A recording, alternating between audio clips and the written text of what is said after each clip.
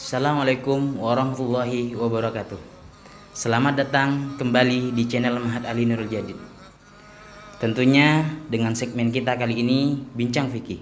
Bersama saya sebagai host Imam Tabrani.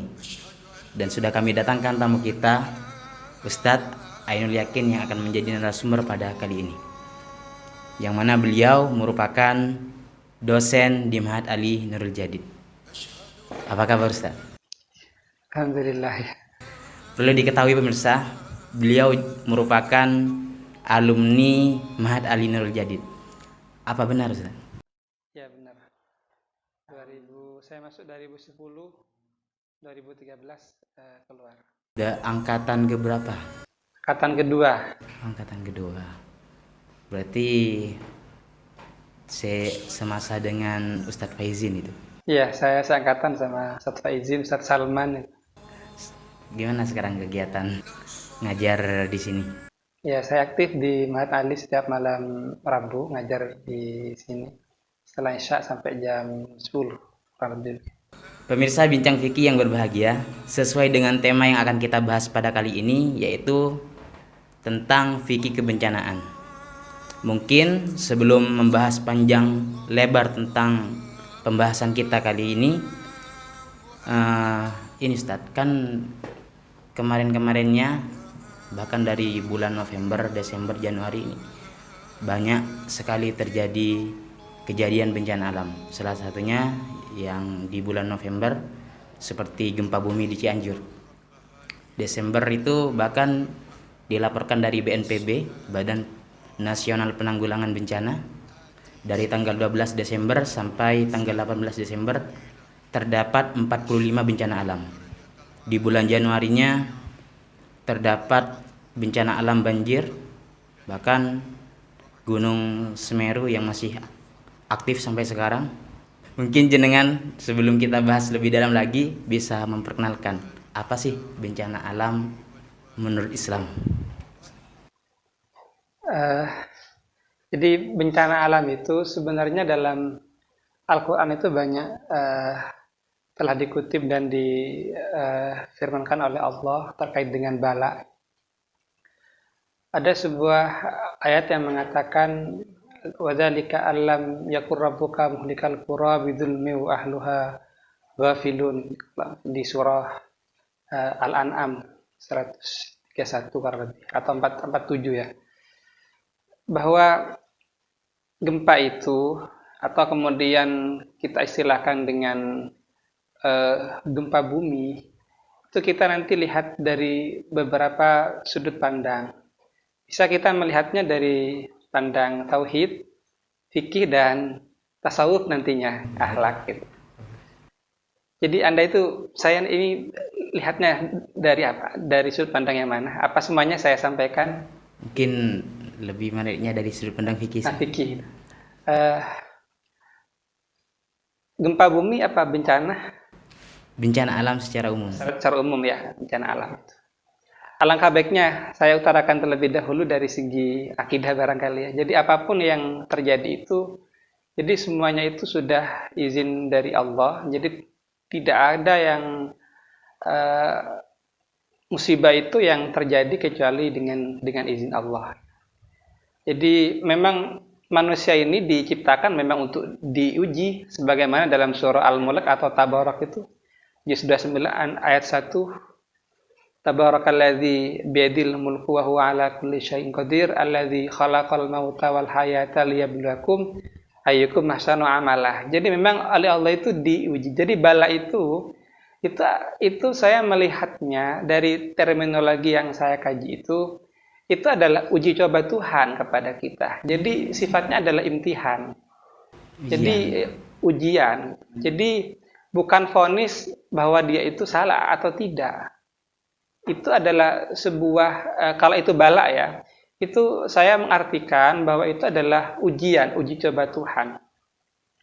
Sehingga kemudian ada sebuah ayat juga mengatakan wabtalul yatama itu hatta balagun nikah begitu. Jadi suruh uji jadi anak yatim itu sehingga kemudian yatama itu ini berhak enggak untuk nikah.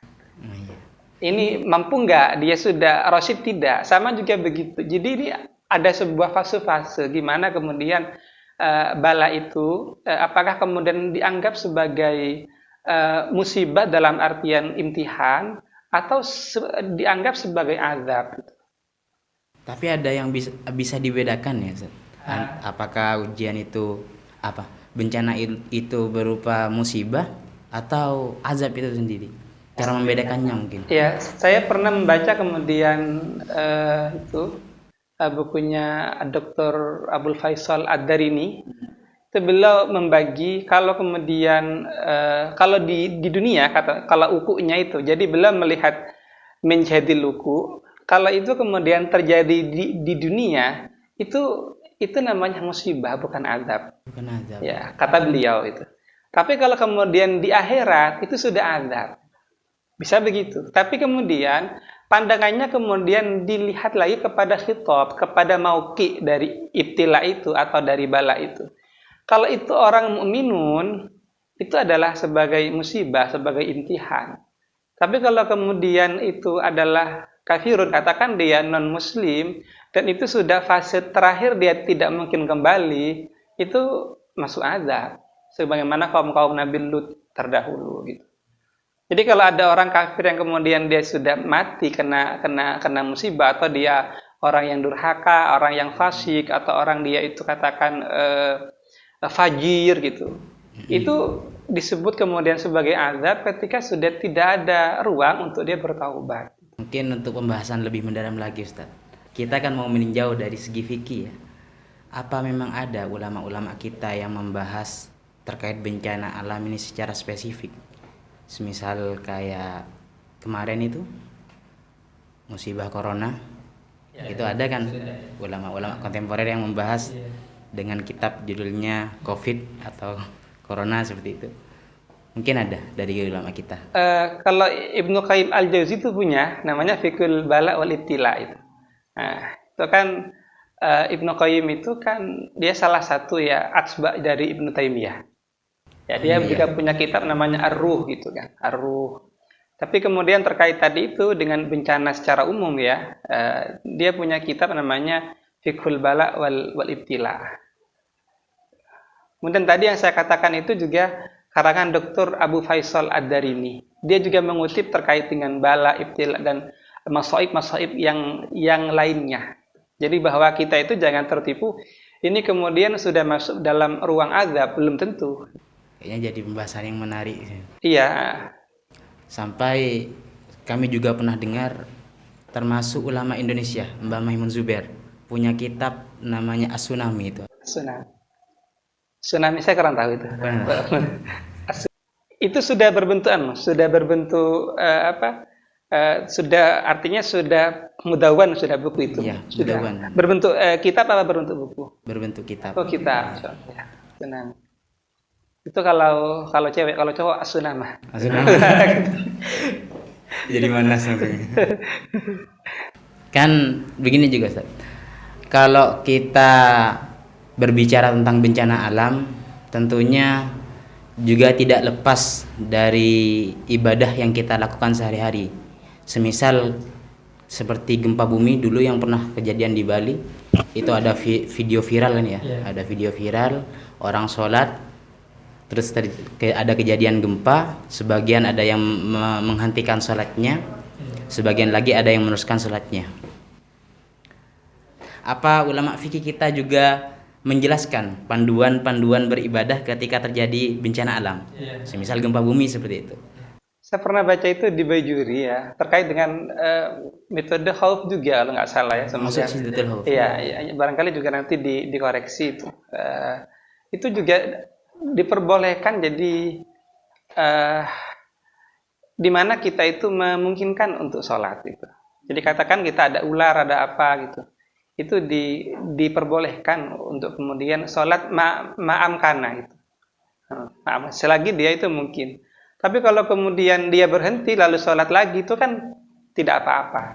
Tidak apa-apa. Ya tidak. Jadi dia berhenti lalu sholat lagi, itu kan banyak, tidak hanya di Bali, saya kira banyak video-video ya, yang kemudian itu di masjid lalu ada zalzalah, ada gempa, terus yang ada yang berhenti, ada yang tidak berhenti gitu kan.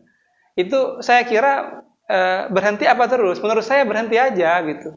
Kalau dia terus sholat lalu kejatuhan, lalu dia mati, tidak bisa sholat lagi gitu. Tapi kalau dia keluar masjid, nanti dia kan bisa sholat setelah ini setelah gempa dia sholat lagi, dan kemungkinan dia akan selamat dan bisa sholat lagi. Tapi kalau dia itu mempertahankan untuk sholat di situ, sedangkan gempanya sudah katakan ya 7 sekian ke atas, itu bisa dia nanti isdat ya tidak lagi bisa sholat. Sekalipun ya bisa saja dia nanti syahid kan. Begini kan, mohon direkoreksi juga ya. Ada kemudian kaidah mengatakan gimana itu? Idza tazahama al-masalih kan gitu kan. Itu kan salah satu. Jadi ketika kemudian ada masalah-masalah itu saling mendesak, itu seperti apa? Ada yang ketika idza tazahamal wajib jadi kudimal aujab yang aqwa itu. Sekarang kita sholat itu kan masolih juga kan, tapi kita menjaga badan ini itu juga masolih. Quran mengatakan wala tulqu biaidikum ila tahlukati wa ahsinu. Jadi kita sholat itu masalah, tapi kita menjaga diri kita agar kita tidak tahlukah, agar kita itu tidak binasa, itu juga bagian dari kewajiban. Jadi mana yang aujab? Makanya di sini saya katakan bahwa indaroi, jadi menurut saya itu ya dia berhenti sholatnya lalu kemudian dia sholat lagi nanti, ketimbang kemudian dia itu mempertahankan sholatnya di situ padahal kan waktunya masih ausa, masih bisa kemudian dia kerjakan. Tapi seperti yang jenengan daukan tadi, kalau kita tetap sholat berarti sama dengan sholatil khauf ya, syiddatil khauf gitu. Ya, boleh. Sama seperti itu, maamkan. Iya, saya melihatnya seperti itu. Pernah saya baca seperti itu ya. Jadi ma'amkana gitu. Ma'amkana. Berarti ada 2 pilihan ya, Tat? Iya. Antara memutus sholatnya atau meneruskannya gitu ya. Ya bisa 3. Jadi jadi sholat terus seperti biasanya. Jadi dia tawakalnya tinggi gitu. Tawakalnya tinggi. Iya, karena dia mati ya sudah gitu kan. Yang kedua tadi itu, yang ketiga dia batalkan, dia keluar gitu. Kayaknya kalau saya sendiri bakalan kabur kalau gitu. Ya anggap kalau kejadian gempa seperti itu kita kaitkan dengan permasalahan sholat ya. Iya, sholat. Tapi kalau misalnya kayak tsunami, kayak banjir, Ustaz, kan banyak korban-korban yang belum ditemukan, lama tidak ditemukan, bahkan sampai 1 bulan 2 bulan itu. Kan dalam fikih statusnya itu sebagai mafqud. Mafqud ya. Orang yang hilang. Lantas bagaimana? Apa boleh kita sholat gaib? Boleh, nggak apa-apa. Ya, mafqud ya. Jadi meskipun belum jelas. Iya, tidak apa-apa gitu. Karena itu sudah diyakini dia sudah mayit itu. Jadi ketika kemudian tsunami dan itu sudah tidak ditemukan, ya sudah dia pasti mati gitu. Nggak mungkin dia akan ketemu lagi. Itu pun yang ketemu hanya sedikit. Itu pun kalau hidup. Jangka untuk memastikan bahwasanya dia mafqud itu gimana, Ustaz? Apakah ada batasan tertentu? Baru sebulan bisa dikatakan mafqud atau hanya sebatas 3 hari belum ditemukan kita bisa katakan mafqud? Itu bisa kembalikan nanti kepada tasarruful imam. Jadi kalau di kita itu kan ada kemudian BNPB itu. Jadi Badan Penanggulangan Bencana itu, dia kan kemudian memberikan durasi waktu bahwa ini yang kemudian yang ditemukan, yang lainnya sudah tidak ditemukan. Berarti kalau kita sebagai sebagai manusia itu ya kita pasrahnya kepada imamah, kepada sultan. Kalau kemudian sudah tidak ditemukan ya sudah, itu sudah mafqud. Artinya dia sudah gaib dan boleh kemudian di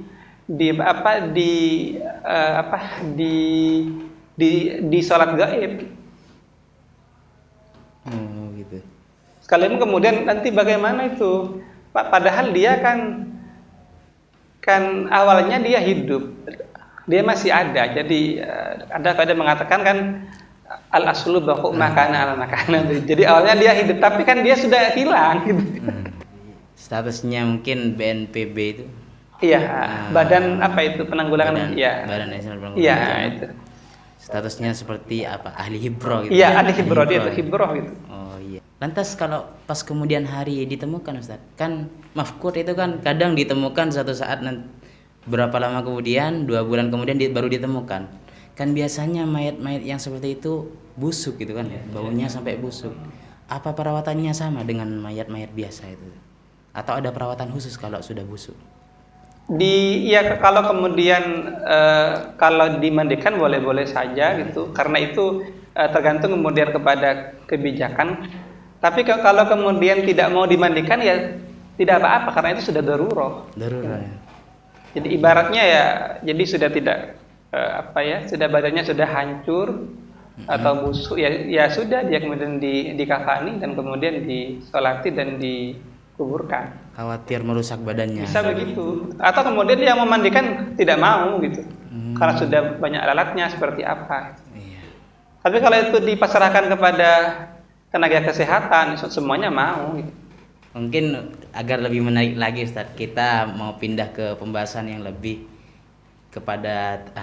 tertuju kepada muamalahnya gitu kan. Kan biasanya kalau bencana alam itu ada banyak bantuan-bantuan dari pemerintah itu. Yeah. Ada donasi bencana alam dan sebagainya. Status donasi. Kita berbicara tentang status donasi bencana alam. Siapa sebenarnya yang memiliki hak terhadap donasi tersebut?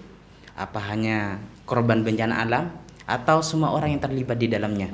Semisal petugasnya juga punya hak dengan donasi tersebut, atau boleh bagi kita numpang karena kita satu daerah, satu situ Bondo misalnya, kota A terkena bencana alam, karena saya bagian dari kota A meskipun tidak menjadi korban, apa boleh? Jadi kalau kemudian bantuan itu, sedekah itu katakan ya, itu tertuju kepada katakan di Cianjur, katakan mereka yang kena gempa di Situbondo, maka mereka yang di luar itu tidak boleh karena itu sudah khusus. Jadi katakan ada donasi, ada lembaga sosial ingin mendermakan hartanya untuk orang tertentu atau wilayah tertentu, maka di luar itu tidak boleh karena itu sudah tertentu.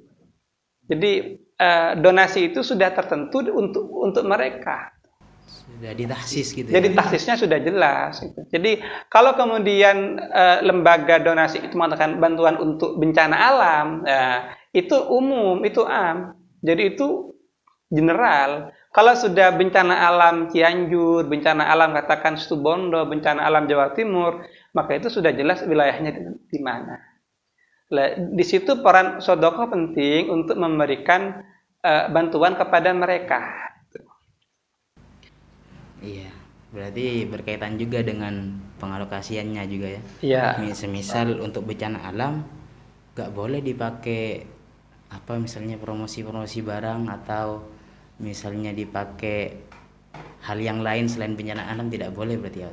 Kalau sudah ditasis seperti itu. Iya, kalau kemudian itu sudah katakan kemudian sudah tahsis, ya itu tidak boleh. Menariknya lagi itu di situ ya, katakan di kajian fikih di muamalah itu. Jadi sedekah itu punya peran penting untuk memberikan bentuk katakan muawanah. Ya, bantuan kepada mereka di saat kemudian mereka itu yang terpenting itu adalah peralatan untuk ibadah. Di samping itu juga kontribusi logistik juga penting. Intinya kemaslahatan untuk mereka semua. Ya. Tapi kemarin yang menarik ini kan di mana itu? Di Semarang itu menarik. Jadi mereka itu sholatnya di mana? Di gereja. Gereja itu apa bahasa Arabnya? Kanisah ya.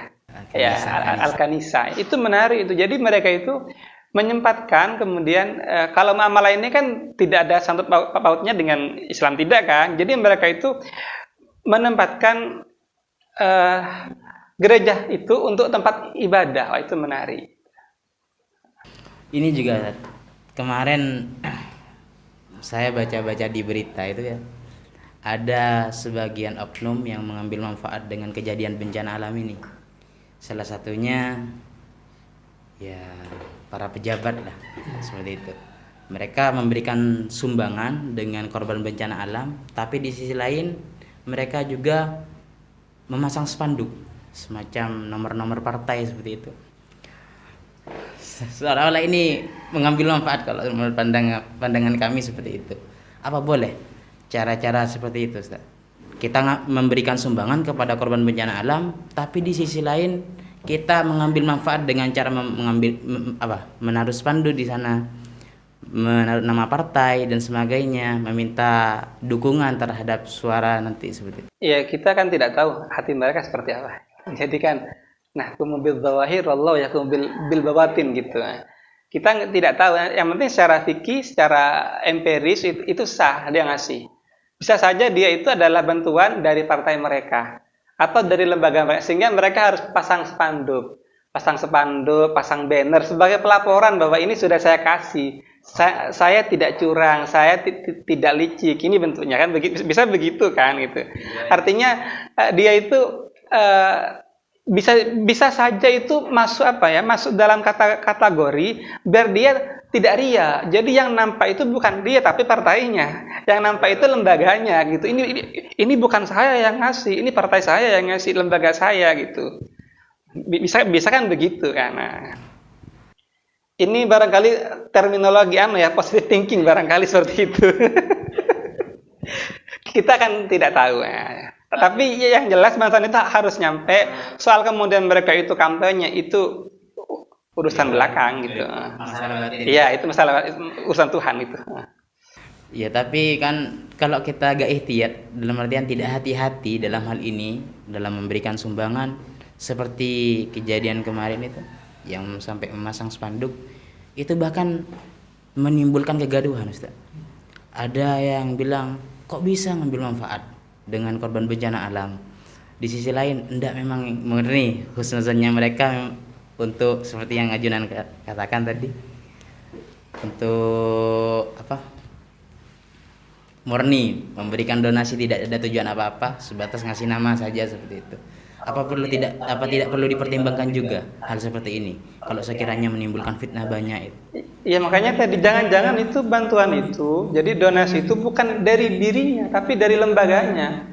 Kalau dia langsung kemudian pasang dirinya sendiri, saya yang ngasih bantuan, padahal dananya itu bukan dari dia, dari partai atau lembaganya, nah itu kan bahaya. Sehingga dia harus pasang spanduk juga, kan bisa begitu. Kecuali kemudian memang bantuan itu kemudian kemudian lahir dari orang lain, bukan dia, bukan partainya. Lalu kemudian dia pasang logo partai atau logo atau spanduk lembaganya. Itu baru kamu. Kalau misalnya ada sisa donasi, itu nanti dibuat apa? Pengalokasiannya di mana? Kan kalau sisa itu, kalau kemudian itu bisa diawetkan, kan bisa, katakan daging, itu bisa diawetkan buat dinding, ya kan begitu kan? Artinya buat jangka panjang. Jadi tidak konsumtif, tapi kemudian bagaimana benda itu atau makanan itu sekiranya bisa diawetkan. Kan bisa kan seperti itu. Kayak kemudian bawang itu bisa digoreng, nanti bisa dipakai 1 bulan lagi. Ayam begitu pula. Atau kemudian bisa dijual lalu diuangkan, uangnya nanti dikembalikan kepada itu korban bencana. Bisa seperti itu. Itu kembali lagi ke itu Mas, mana itu tasarruful imam itu ala ra'iyah manutun bil masalah itu. Di situ kemudian peran adanya nanti dana-dana tabarru'iyah itu ada sedekah, ada wakaf, ada zakat dan sebagainya, itu menjadi penting untuk kemudian memberikan sumbangsi banyak kepada korban. Karena pemerintah itu nggak akan sanggup semuanya harus dari pemerintah. Itu yang banyak itu dari dana-dana sosial. Jadi untung kan kita punya NU, punya Muhammadiyah, atau punya ACT katakan ya, katakan begitu. Ada BWI ya, ada Baznas. Kita untung, sekalipun memang Baznas sama BWI itu kan berada di bawah pemerintah itu. Ya. Berarti perlu adanya kepedulian dari orang lain itu, dari masyarakat sekitar, bukan hanya tergantung terhadap pemerintah itu. Iya, jadi kalau korban bencana, saya melihatnya itu harus dari kacamata muamalah, bukan kacamata ibadah, tapi kacamata muamalah. Kenapa? Karena orientasinya adalah muawanah. Jadi kita tidak melihat dia itu non-muslim, tidak begitu. Ya terlebih ya mereka muslim ya. Tapi kacamatanya lebihnya ya kalau kita lihat dari jihad fikih itu lepasnya lebih dari muamalah. Ya, nanti soal kemudian niat itu kan Tuhan kan. Jadi kan al-ibrah itu kan fil muamalat al-alfat labil maqasid. Tapi kan al-ibrah fil ibadat ya, al-maqasid labil alfat. Kalau ACT ya kasus ACT itu saya kira itu sudah israf, gitu, gajinya sekian itu tujuannya itu jadi dana sosial tidak lagi motifnya tabaruk tapi sudah komersial sudah itu bahaya itu. Makanya ACT kan sekarang kan sudah izinnya sudah dicabut. Tapi insya Allah ya semoga itu nanti larinya kalau nggak ke Basnas bisa larinya ke BWI nanti. Semoga aja seperti itu. Terus kemudian kalau lebih bagaimana kalau sudah lebih terpenuhi ya tidak apa-apa itu digunakan untuk di luar wilayah yang sudah ditaksis itu tidak apa-apa. Iya, cuma kalau masih yang taksis itu masih belum terpenuhi ya nggak boleh gitu.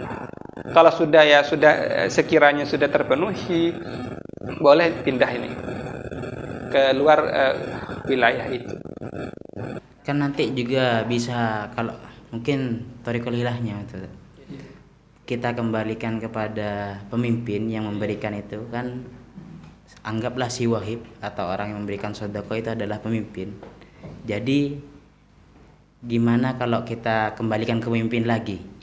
Apakah dalam artian meminta izin kepada pemimpin akan ditasarufkan kepada korban bencana alam yang lain yang berada di luar wilayah tersebut? Boleh, iya, nggak apa-apa gitu kan. Karena kan masalahnya sama. Masalahnya. Ya, bahkan yang di luar itu lebih aslah. Karena yang taksis itu sudah kelebihan. Ya. Nah, Daripada dibuang-buang. iya. Cuma tadi itu yang menarik itu kan kalau kemudian bisa diawetkan itu bisa. Nah, ini yang menarik ini yang Lumajang ini, yang Semeru ini, itu kan sekarang kan NU hadir melalui Laziznu itu ya. Itu hadir dan mereka itu mendapat dana tunai tiap bulan 200.000 belanja di swalayan NU. Nah, itu. Jadi dapat kami simpulkan dari beberapa penjelasan tadi bahwasanya dalam beberapa hukum fikih sudah dijelaskan ada berapa banyak permasalahan-permasalahan yang berkaitan dengan bencana alam yang perlu diketahui oleh para pemirsa seperti itu. Sehingga ini merupakan pelajaran tersendiri bagi kita untuk untuk mengetahui dalam hal ini seperti itu. Mungkin untuk penutupnya Ustaz, sekedar saran bagaimana cara kita menyikapi kejadian bencana alam dengan benar. Di bencana itu mutlak semuanya dari Allah. Bencana itu banyak sekali, nggak harus tsunami, nggak harus gempa bumi, bisa petir, bisa puting beliung, lain sebagainya. Dan orang itu pasti akan dikenai. Jadi Allah berfirman itu gimana itu? Inju'u wa naqsim minat tamarat. Mana ayatnya itu? Lanabluwannakum minal ju'i wal khawfi wa naqsim minal amwali wal anfusi wat thamarat wa basyiris sabirin. Jadi memang manusia itu akan diuji dari ju itu adalah kelaparan gitu, kemudian kekurangan harta, kemudian dan buah-buahannya. Ketika orang kena gempa bumi, tsunami, itu semuanya masuk sudah, semuanya masuk itu. Tapi wabasyiris sabirin, kamu ya bersabar dan kasihlah kabar gembira kepada mereka yang sabir. Jadi watawasau bil haq watawasau sabr itu. Lalu siapa sih orang as-sabir itu? Allah lalu kemudian menjelaskan alladzina idza asabathum musibah qalu inna lillahi wa inna ilaihi raji'un.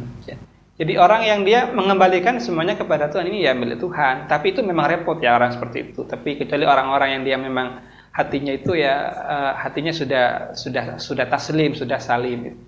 Lalu kemudian dari kacamata muamalah itu penting sekali bahwa di situ kemudian dilihat sejauh mana kemusliman dia itu sangat tinggi dalam memberikan bantuan, memberikan donasi kepada sesama melalui sedekah, bisa wakaf dan bisa zakatnya atau kemudian infak dan lain sebagainya. Tetapi kemudian apapun yang menimpa manusia itu, kalau dia dalam katakan ya makomnya itu orang-orang yang santri yang dia sudah paham, jadi sejak mondok atau sejak sekolah dia sudah sering bala, katakan sedikit makannya kurang, uangnya kurang gitu, kirimannya kurang, jadi sudah kena bala dulu, bahkan dia belajar bala gitu. itu biasa gitu. Bahkan dia itu melihat itu sebagai atiyah Tuhan. Jadi atiyah rabbaniyah gitu. Itu katanya Athaillah mengatakan wujudul faqat a'yadul muridin. Jadi kedatangan kekurangan itu hari raya orang-orang yang murid, itu yang salikin fillah. Jadi ar-rahilina fillah, orang-orang yang menuju Tuhan. Jadi orang-orang yang terkena bencana itu biasa untuk mereka ya. Soal sedih ya manusiawi, tapi dia akan pasrahnya kepada Tuhan. Tapi ini ya untuk kita, bukan kita untuk orang lain, kamu sabar aja, tapi kita nggak bantu, wah itu salah gitu. Jadi menurut saya musibah itu adalah hal yang sunnatullah. Jadi kapanpun Tuhan bisa ngasih dan bisa mencabut, tapi bahwa ini bukti bahwa kita itu tidak ada apa-apanya. Itu barangkali. Berarti kita memang dilatih bersabar dari dulu, dari sejak kecil sudah dilatih bersabar dengan ujian-ujian yang berbeda-beda ya Ustaz. Iya. Tapi ada yang menarik lagi tuh ya, kalau ini banyak gempa itu banyak janda-janda itu. Itu bisa pahala juga bagi bisa mereka-mereka yang katakan jomblo atau dia mampu gitu kan. Hikmahnya ya bisa ke sana juga, bisa saja kan, atau nanti di situ ada hadona, bisa juga, jadi menjadi yatim piatu, menjadi aji atau latim atau yatim. Kalau dia kan yatim itu kan namanya latim, kalau hanya ibunya wafat namanya aji, kalau ayahnya wafat namanya yatim gitu. Itu kemudian bisa dia menghadonahkan, adopsi ya, adopsi itu bisa gitu, jadi itu kan juga pahala gitu. Atau yang sudah yatim itu ditanggung. Nah, itu kan pahalanya luar biasa. Nabi itu kan bersabda, ana wa kafilul yatim fil jannah kahatain. Saya sama penanggung yatim ini seperti ini kelak di surga itu. Jadi ya banyak ya memang ada bahayanya, tapi di situ ada banyak hikmah-hikmahnya. Wah, sangat menarik ternyata pemirsa. Saran dari beliau yaitu dalam menghadapi ujian seperti apapun ujian tersebut, hendaknya kita bersabar, karena pahala bersabar itu sangat besar sekali. Sesuai dengan ayatnya katanya wabasyiris sabirin, berbahagialah bagi orang-orang yang bersabar. Mungkin itu saja dari kami. Kita bertemu pada segmen berikutnya. Ihdinas siratal mustaqim. Assalamualaikum warahmatullahi wabarakatuh.